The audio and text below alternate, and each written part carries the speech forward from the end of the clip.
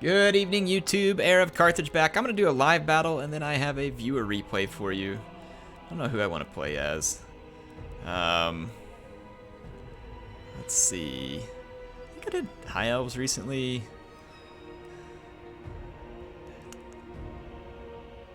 Ah, heck. I haven't played as Wood Elves in a long time. Let's do it. I probably won't win. I stink with the Wood Elves, but let's see what I can do. We'll see what I can do. So let's sit here and think how we want to handle things with ye old empire. Let's do a combination. Or no, he's gonna switch over to goblins. Could have to worry about blackworks. Crap. Well, that complicates things. Greenskins. Okay, that's fair enough. I mean, I picked a faction after he picked. Usually I'd prefer if people stick with what they pick. I wasn't trying to counter pick him or something, but whatever. I really do wish they would just introduce a mechanic where you pre-pick your faction and then you come in and you just play with whatever you end up against. Should we do a tree army? Maybe? Like a part tree army?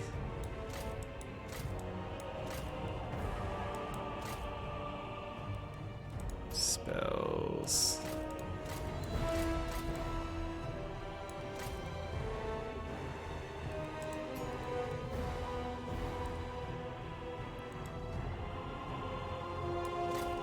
Durthu, Branch Wraith.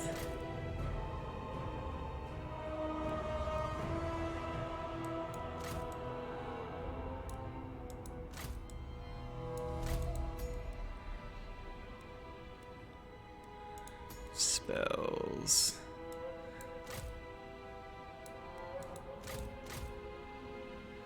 Pendulum could be good if he brings like a ton of goblins, but I don't think that's what he's gonna do. I'll keep Pendulum to go along with Earthblood, but I don't think it's gonna end up being very useful to me.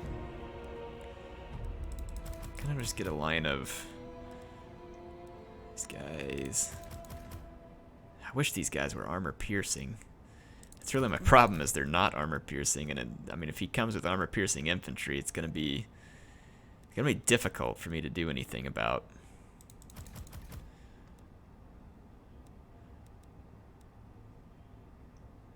Let's see here. Could try to protect a couple of Glade Guard.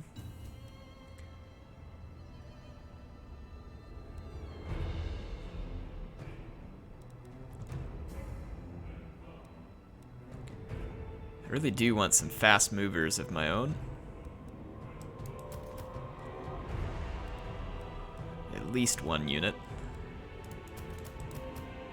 Ah, this Azrae Spear, so expensive. I need these Wildwood Rangers in case he has...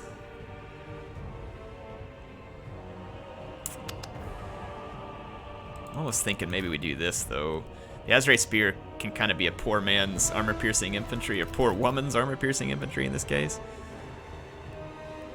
And that allows me to get one more Wild Rider and another... There we go, let's try that. I've had plenty of time to pick, by the way. I took forever, so he's not really hurting me by readying up there. I don't like it necessarily when people ready up real fast, intentionally trying to throw you off, but that guy, I had plenty of time to pick. It was just me being indecisive. So I got a ton of Eternal Guard with shields. They're kind of a so-so middle-of-the-road unit. We're going to have to use our archers effectively to deal with Black Orcs. I still think that this army is a bit risky against the Greenskins because they are just such an infantry-crushing force, and I've brought a ton of infantry. But at the same time, I don't feel like doing a real kitey build or anything else like that. I think the big things to be careful of here is keep my archers safe, let them damage the key units, look for opportunities to use a pendulum if he comes with a ton of lightly armored units, and yeah, that's about it. I might try and disrupt some of his mainline charges if possible, because that'll help my spearmen live for a lot longer. They're a fairly defensive unit, but if they take a nasty charge, they're not going to be nearly so sturdy.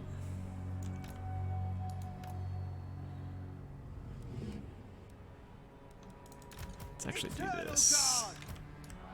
Just put the Eternal Guard up front.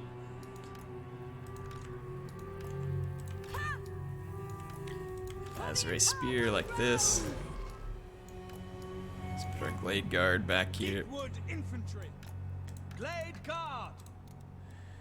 Okay.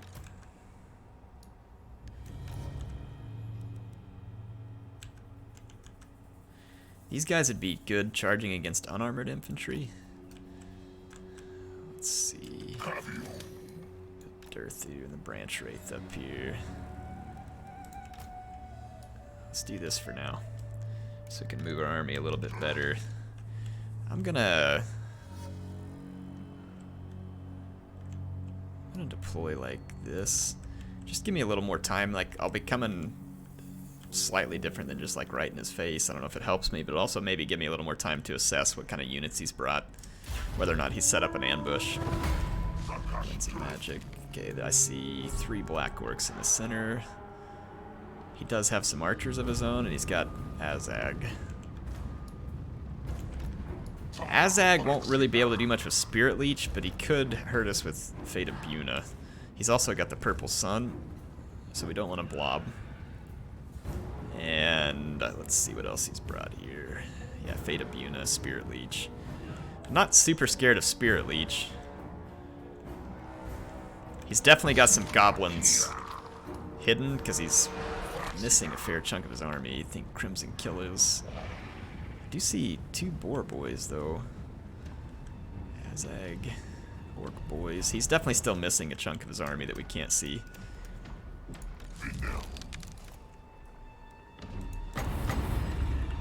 Extended effect duration, cast range.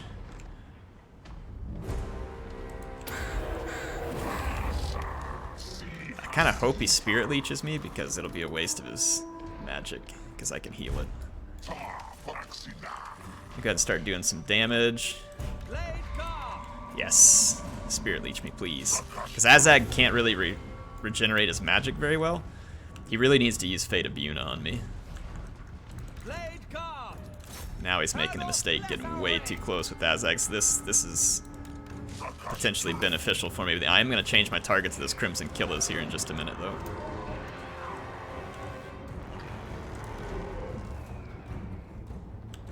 Okay, here comes the Gobos. Defenders of Athelord!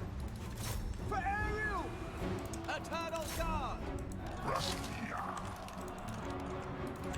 Steady! Fire! We grow restless! Let's go ahead and move these spearmen to the flanks. Immediately! At pace! Let's go get on Azag. Wild Riders! Start taking out archers.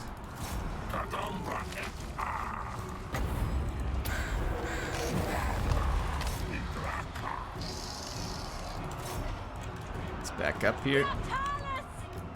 Straight away! It shall be done! Let's go get here. Get on these Boar Boys. Athelord! We are tireless! Blade Guard! Let's give him something to think about there. Let's do Pendulum right there. Not bad. Swiftly! Keep taking out archers. Sword of Daith. Armed and ready! At speed! Okay. Start wrapping up archers. Let's get the Azure Spear over here. Boar Boys got wrecked. Bring the infantry back. Go for archers. We should have his archers under control here shortly, so let's work on Azag.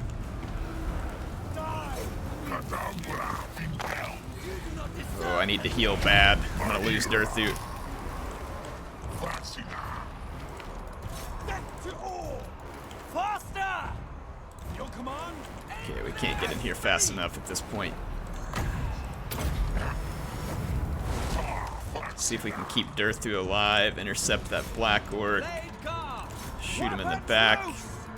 It's gonna give a little bit of help here. Alright, if we can shut down the archers, we should got this thing here. Just keep Durthu safe.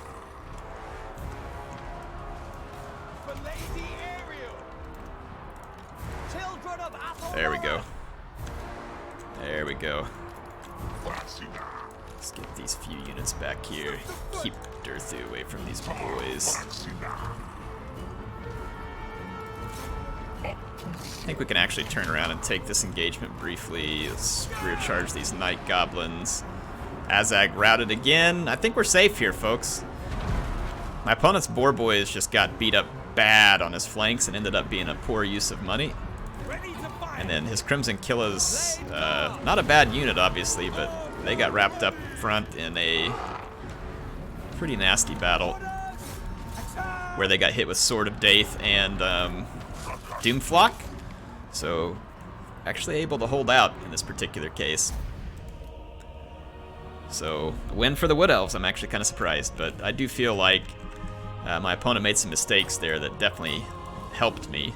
And if he would have brought just a bigger infantry army, I probably would have been toast. Like light cavalry, big infantry army, I'm not sure how that would have held up. How do you guys like the matchup of Wood Elves versus Greenskins? I mean, Wild Riders will just absolutely destroy unarmored units and skirmishers. They have really good attack and decent charge bonus. They are probably the best light cavalry in the game. But they're squishy up against stuff like Boar Boys, but the reason they did good is because I had the Azray Spear support, so we just wrecked the Boar Boys. And Boar Boys don't have a ton of armor. So it's another reason why the Wild Riders were able to do pretty decent there. Eternal Guards do have armor piercing and decent defense. They don't have a lot of armor themselves, which means that they can be, you know, if they don't get hit by a really high charge unit like Black Orcs, they'll do okay. They'll do okay. That's about as good as it gets. My Glade Guard, he wasn't able to destroy them. He tried with Azag, and this is where I think that he should have used Fate of Buna.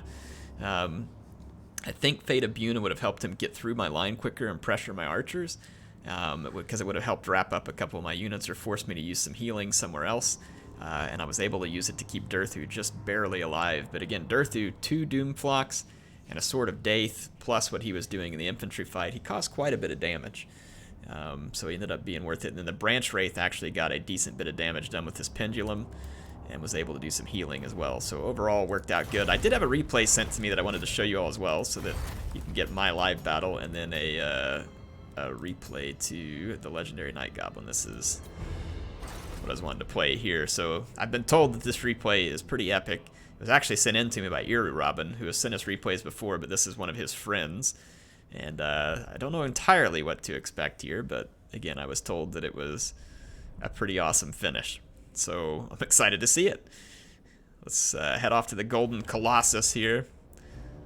Where is the Golden Colossus? Is it... Yeah, I don't know. But there's a bunch of cool lizardmen-esque type structures here. Let's check out the different armies. Greenskins, this is an interesting deploy. Or never mind. Boar Boys on that flank. I thought he had him in the center there for a minute. So a couple of big uns with Black Orcs in the center, a couple of Gabo big bosses, Wurzag, as we saw earlier, the Great Green Prophet. And then we've got some Black Ark Corsairs, Hambos, 2 Harpies. We've got some Black Ark Corsairs, a couple of Black Guard and an Executioner. Another Black Guard, a couple more Black Ark Corsairs, Handbows, Witch Elf, and Malekith. And let's see what Malekith is sporting. Noxious Breath, of course. Power of Darkness, Chill Wind. I'm losing my place over here. Yeah, so he's got some decent stuff. I don't like this ability here. Stand your ground I don't think's worth the money. But who knows? So Dark Elves are going to be not impossible for them to kill these Black Orcs, actually. There's some trolls over here I missed earlier too, and then the Rusty Errors. See how this works. Those Executioners are going to be a unit to beware of, and if the Orcs may want to use this as an opportunity... No, I think they're just going to sit back and do damage. I was going to say they could countercharge here. Looks like they will. And the Harpies and the Dragon, I'm assuming, are going to try and work their way into the Archers. But if the Boar big guns will kind of be patient, they can probably do well. See here where the Executioners are going to lose their charge, and then the Black Orcs will come in. The Executioner's still a better unit in many respects, but we'll see what happens. The Harpies look like they're chasing some of the... yeah, this Harpy came right into the Rusty Airs, but it's going to be saved by this Troll. The Troll should make, I think, short work of the Harpies. A lot of heavy infantry here in the middle, but these Black Orcs in a slog out now may do okay. That was a decently landed spell, just didn't cause a ton of damage. Yeah, these Harpies are now distracted over here with something they shouldn't be, so Chill Wind, Malekith using all of his magic prowess here, and there's some Executioners that broke through a cheaper unit here. Foot of Gork puts a massive stomp on these Blackguard and the Black Art Corsairs. So this flank over here looking pretty successful right now for the Greenskins. Wurzag not being attacked by Malekith, which is actually a bit of a surprise here. Malekith's going to dive bomb these Blackguard, whereas Wurzag's going to come over here and use Here We Go, try and buff his units through the combat here. Still got some Trolls, which will be a good armor-piercing element to hang on to. These Handbows got caught by a Boar big gun. Looks like the Boar big gun didn't get the greatest of charges, though, so it's going to take a little damage in that fight. And then out here, the Mangy Marauder's getting a little bit torn up by the Handbows. Gobbo Big Boss is coming in here to help hold the line. And the Trolls look like they want to charge the Executioners. Malekith unleashing a breath attack that does get these big guns, but I'm not sure why he targeted the big guns rather than the Boar big guns or something. And now this combined charge of Trolls and Cavalry is going to do some pretty serious damage to the Executioners. I don't know if it'll finish them. Ooh, Effigy to get. But it's not in time to save these two from being terrified, but that's still going to do some pretty serious damage, and it's going to hold Malekith in place for these Trolls to hit him. But now the Handbows attacking the Trolls. They're not going to like that too much. So Malekith does take some pretty significant damage there. Wurzag's still alive. Boar Boy's doing rear charges over here. Most of the Black Orcs are gone. So the Greenskins, ooh, the Witch Elves are going to berserk these Boars now too, so more bad news for the Greenskins. Good news for the Greenskins is their big bosses came back. But Malekith's terror is going to be difficult to deal with. Difficult to deal with. Orc big gun, Goblins. Trying to just assess all the units that are left. This is an unbreakable Night Goblin right here, the Loonies. So that's a good unit to have around right now because unbreakable is great whenever you have a terror-inducing dragon. Wurzag's still very much alive. Rusty Airs still alive. So some key damage being done here. Handbows getting wrecked on, but I mean Malekith is... he is going to be hard to take down for the Greenskins. If they force him to land, that's one thing. And these Blackguard are not going to go down too easy either. Okay, Malekith lands a breath attack that actually kind of hits his own guys a little. But he should terrify these Boar Boys pretty easily. Fist of Gork, though. That was a nice touch. Yeah, they're going to run away terrified. Boar Boy big guns are so vulnerable to that type of thing. I don't know if this was a charge or not. Didn't look like a very good one. So let's see what happens. Rusty Airs still have a decent bit of ammo left. The Dark Elves still have this Handbow over here kiting the 8 Peaks Loonies. Since they're unbreakable, they're going to be kiting that for a long time. Blackguard tanking out some final damage. Harpies have come back. Malekith gets hit with another Effigy to get.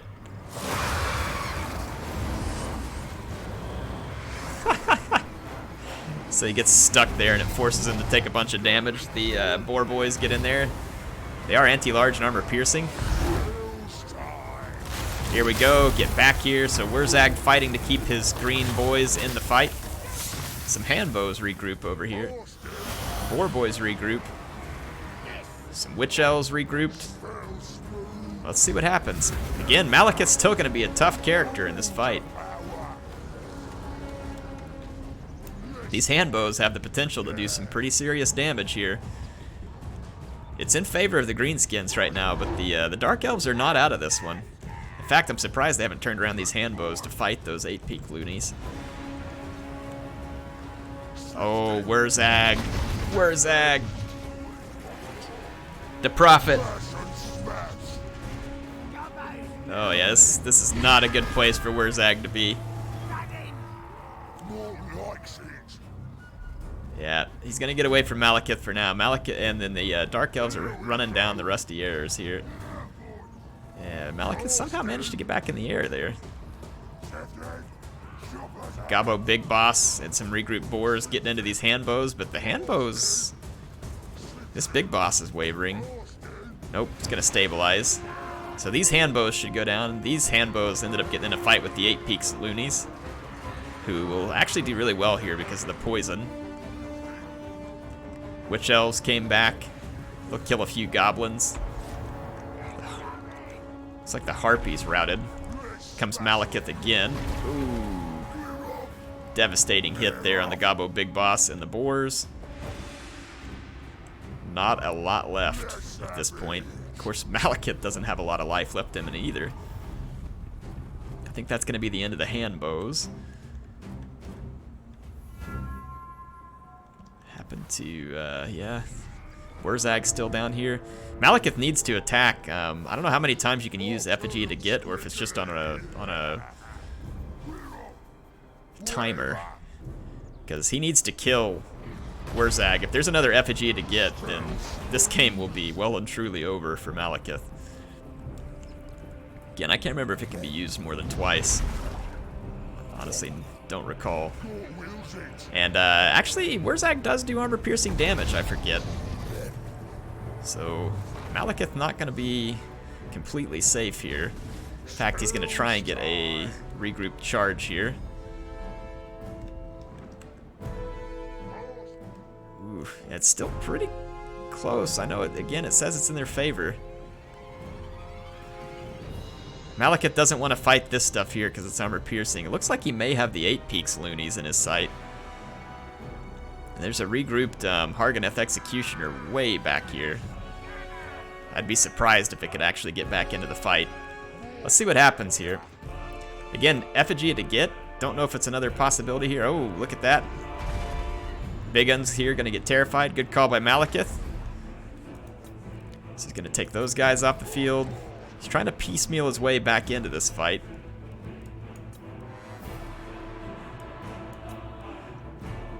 I have to assume that if Effigy to get could be used, it would be used. There comes the charge on WARHAMMER. WARHAMMER's going to take a big hit from Malekith. Woo, that's going to hurt. Malekith's going to take a little bit of a rear charge here from these trolls. Getting hit in the rear by trolls. Yes, I intended for that to kind of be a pun. But I don't think the trolls are going to like that fight either. WARHAMMER is very low on health. These trolls just got vomited on. Got a little bit of their own medicine. That's what they're always doing to people. Wow. So the trolls are gone.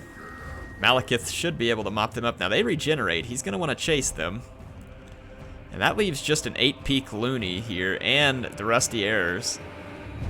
Literally one Night Goblin. Look at that. One Night Goblin survived the Harganeth Executioners, and he's getting shot by his own arrows. Check it out. Moving fast. Running. It's an unbreakable Night Goblin. Because the trolls are gone. So the elves brought it back. I don't imagine that one goblin can withstand Malekith. Is he gonna like run off and hide though, maybe? Oh look, without units on the ground. Oh my gosh, you're kidding me. You're kidding me. Oh, without units on the ground, Malekith is gonna lose all of his leadership and lose the battle because one Night Goblin's gonna survive. Holy crap, are you kidding me? Look at this. Malachus losing his leadership. He's using stand your ground. He's trying to keep the leadership up, but it's going to keep dropping the longer he stays in the air. Look at it. See it dropping? So all this loony has to do is just run away and stay alive for as long as possible, and he could actually win this fight. Down to 21, 20. Oh my gosh. One Night Goblin, folks.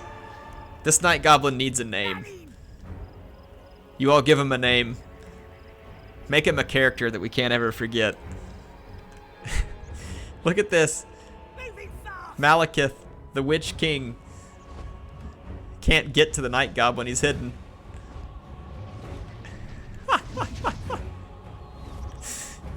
That's hilarious. He's just slowly losing his leadership here. 8. Still going down. He has no idea where the Night Goblin is. The Night Goblin's hidden in the wood. Malek is flying around trying to find him. That's going to be it. Malek is going to shatter here at any moment. Look at this. It gives the Dark Elves every chance. Says that they can't win. Down to 5. Any moment now, Malekith is going to be gone. 4, 3. I don't know how low he's going to go here. Will it let him go negative? I've seen it happen before. 2. 1.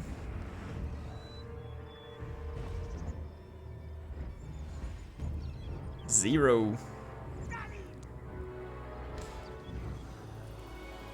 Yep, there he goes. A single Night Goblin was the deciding factor. A single Night Goblin. If you're not entertained, I don't know what it takes to entertain you all. That was great. Thank you very much, Iru, for sending that in. And Sea of Star, thank you. And Wapa Red, great battle, guys. Fantastic battle. Really appreciated watching that one. Hope you all enjoyed it. I will see you back soon with some more Total War Warhammer 2 action.